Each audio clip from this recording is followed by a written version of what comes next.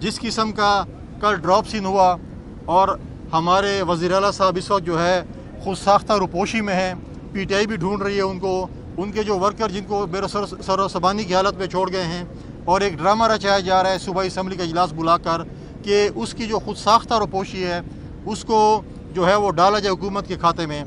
अगर उनको कहीं गिरफ़्तार किया है तो मुझे बताएं कि इतने कैमरास थे, सारी चीज़ें मीडिया पे नज़र आ रही थी, मोबाइल से भी कैमरे से भी।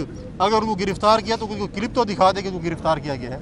उन्होंने कल से खुद साख्ता रुपोशी इख्तियार की हुई है, मज़े लूट रहे हैं, विकेट के दोनों तरफ खेल रहे हैं। मैं तो पहले भी कहता हूँ कि जब PTI के दोस्तों को पता चलेगा कि वो इलेक्शन के दौरान किसके मेहमान थे, इलेक्शन कैसे मैनेज किया, CM कैसे बने, और जितनी उनकी पूरी कोशिश है कि इमरान खान जेल से न निकले ताकि हम करप्शन के मज़े लूटें। खैबर पख्तूनख्वा में इस वक्त एक ही चीज़ हो रही है, करप्शन करप्शन और करप्शन। और उसके बाद वो सोचते हैं कि हमने कहाँ पे जलसा करना है, कहाँ पे धरना देना है, कहाँ पे नाच गाना करना है। ये डेंगू का मच्छर तो मार नहीं सकते खैबर पख्तूनख्वा में, और इधर आकर जो है बड़े बड़े भड़के मारते हैं और उसके बाद सुने कि गाड़ी की डिग्गी में गायब हो जाते हैं। तो ये चीज़ें तो मैं समझता हूँ कि सारे पख्तूनख्वा की मैं नाक कटवाई है।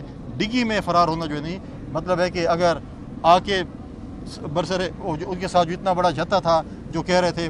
और सबसे बड़ा सबसे खौफनाक बात यह है कि इनके हर जुलूस में लोगों को, दहशतगर्दों को इस्लामाबाद, लाहौर और पंजाब सप्लाई किया जाता है, असला स्मगल किया जाता है, असला लाया जाता है खैबर पख्तूनख्वा और अफ़गानिस्तान से, और पाकिस्तान के मुख्तलिफ कोनों में सप्लाई किया जाता है, चाहे वो इस्लामाबाद हो, चाहे लाहौर हो, चाहे पिंड हो या बाकी शहर हो। शुक्रिया। अगर कोई सवाल है गवर्नर राज के हवाले से बात की जा रही है, ये बता दें कि गवर्नर राज जिस सूबे के आप गवर्नर हैं तो क्या आप तस्लीम करते हैं कि विकेट की दूसरी साइड में एस्टेब्लिशमेंट है? और दूसरा ये बताइएगा क्या गवर्नर राज लगाने जा रहे हैं?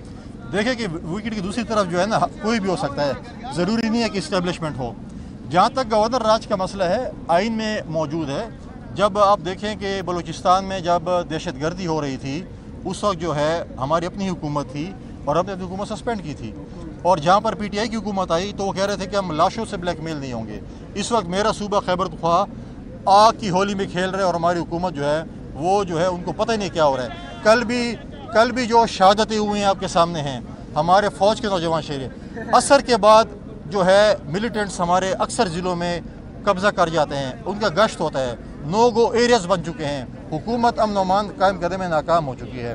अगर गवर्नर राज लगेगा तो वो मरकज़ जो है वो उसका प्रोगेटिव है। अगर वो समझते हैं कि गवर्नर राज इस मसले का हल है तो वही बेहतर समझते हैं, जो भी बेहतर समझे वही होगा। सर ये बता दें अली अमीन के सर ये बता दें 2022 में बिलावल भुट्टो साहब ने बयान दिया था कि अगर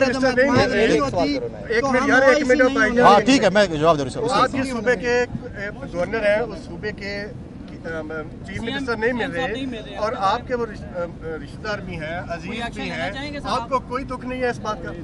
जो अयाशे कर रहा है और रुपोशी कर रहा है उसका क्या दुख होगा आपको? दूसरी एक बात तो करने दो। मैं गवर्नर हूँ, उसमें कोई शक नहीं है। आप कौन से चैनल से हैं? कौन से चैनल से? मैं इस्लामाबाद चैनल। नहीं सर मैं लोकल। अच्छा ठीक। तो देखिए मुझे जो है बिल्कुल मुझे कोई दुख नहीं है, क्योंकि जो बंदा अगर शराब की बोतलों में मतलूब हो, गैर कानूनी असले मसलूब हो, 9 मई में मतलूब हो, इसरार गंडापुर जो कि सूबाई इनके वजीर थे उनके कत्ल में मुलविस हो, तो आप उसको कैसे कहेंगे उसके लिए खुशी होगी? जहाँ तक आप मेरे भाई ने बात की है OIC के इजलास के मुतालिक, उस वक्त आपकी इतला के लिए अर्ज है। कौन से चैनल से हैं? ABN से।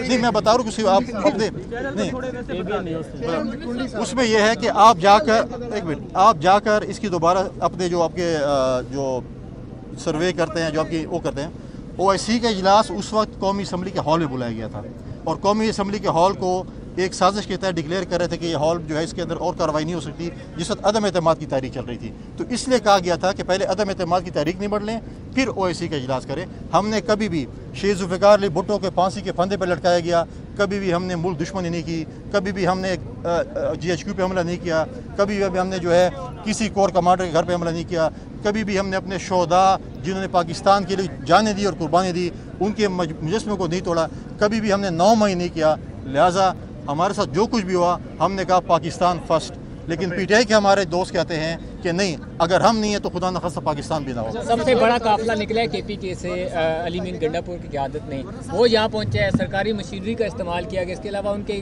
جو ساتھ جو پولیس اہلکار تھے انہوں نے اسلام آباد پولیس پر جو ہے تشدد کیا، اس چیز کو کیسے دیکھیں گے؟ آپ بھی اب کر لیں گے سوال میں دونوں سے۔